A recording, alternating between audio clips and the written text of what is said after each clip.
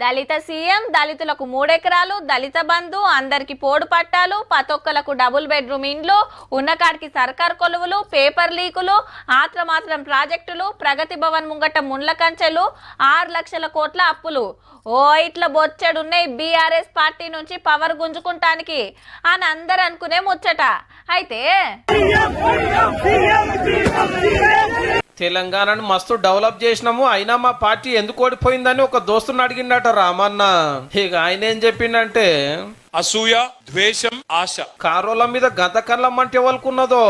అసూయ అంటే ఈ మల్లన్నాడు చూసినావు, అబ్బా అధికార పార్టీలకు రాగానే కొత్త కారు కొన్నాడు రా, కొత్త ఇల్లు కట్టిండ్రా, ఓ భాస్కర్ రావు గారు కొత్త అంగి వేసిండు, ఇదివరకు అంగి లేకుండా తిరిగినట్టు బ్రహ్మాండంగా ఉండే ఆయన ఇదివరకు కూడా. మరి అందరి సంపద పెరిగినప్పుడు ఒక టీఆర్ఎస్ సంపద మాత్రం పెరిగొద్దట. కానీ అందరి సంపద రూపాయి పెరిగితే మనోళ్ళది 1000 పెరిగిందో ఏమో. మరి ఇక ద్వేషం ముచ్చటేంది సారు?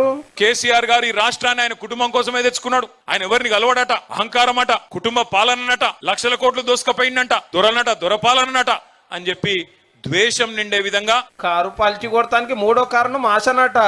అదేంటంటే కేసీఆర్ 10,000 ఇస్తుండు కదా, నేను 15,000 ఇస్తా. కేసీఆర్ ₹1,00,000 ఇస్తుండు కదా పెళ్లికి, నేను తులం బంగారం ఇస్తా. మొత్తం ప్రజలని ఆశ పెట్టి నీళ్లున్నాయి, కరెంట్ వచ్చింది, కడుపు నిండా అన్ని వచ్చినాయి, ఇక ఏడన్నా పోతాయా? అవి ఇంకేదో వస్తుందట మీదికెళ్ళి.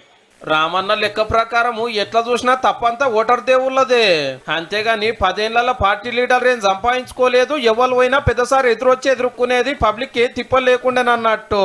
మా కార్టైలర్ గాలి తీసి జనమే ఆగమయ్యారు. మళ్ళా మా ఏలువాడిని తెస్తా అని వచ్చాడు పాదయాత్ర చేస్తారట సారు.